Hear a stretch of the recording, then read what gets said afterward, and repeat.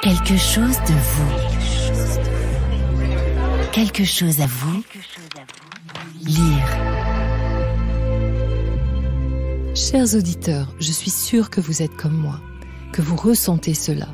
Ces chants tous aussi sublimes les uns que les autres, ces voix qui nous mènent hors du temps, presque au firmament, ces mélopées qui nous enveloppent avec tant de douceur et nourrissent nos âmes pour éternité. Eh bien moi je vous avoue qu'il n'est pas simple d'atterrir ni d'écrire. Allez, je me laisse inspirer. À quelques paires d'heures de lever l'ancre, je voulais tout de même, pour parfaire mon escapade, vous offrir quelques notes sucrées et salées. Tout d'abord, chose incroyable, saviez-vous que les habitants de Saint-Brieuc s'appelaient les Briochins et les Briochines ? Oui, vous avez bien entendu. Au-delà de mes origines armoriques, je comprends mieux mon goût indiscutable pour les brioches à chapeau. Bien évidemment, je vous dis 3 mots sur la galette et la crêpe bretonne. Attention, merci de ne pas confondre les deux, car tout est une histoire de farine. En Haute-Bretagne, la galette aurait vu le jour au XIIIe siècle, époque où le blé noir a décidé de poser ses valises après les croisades en Asie.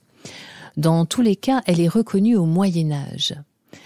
Sachez qu'avant les années 50, elle n'était pas servie aussi copieusement, c'est-à-dire garnie d'œufs, de saucisses, de fromage, de jambon, bref, comme nous la connaissons.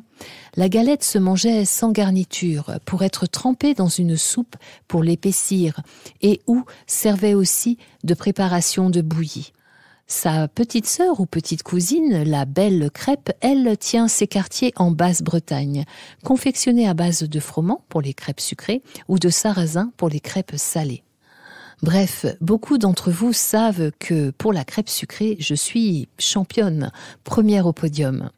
J'avoue que la concurrence a été rude quand même cette semaine, car j'ai fait le plein de dégustation et j'avoue que les produits sont très très bons en braise.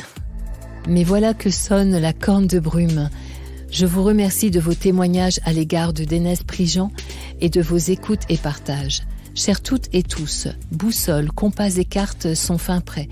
La marée nous ouvre la voie du départ. Que les vents vous soient favorables et heureux.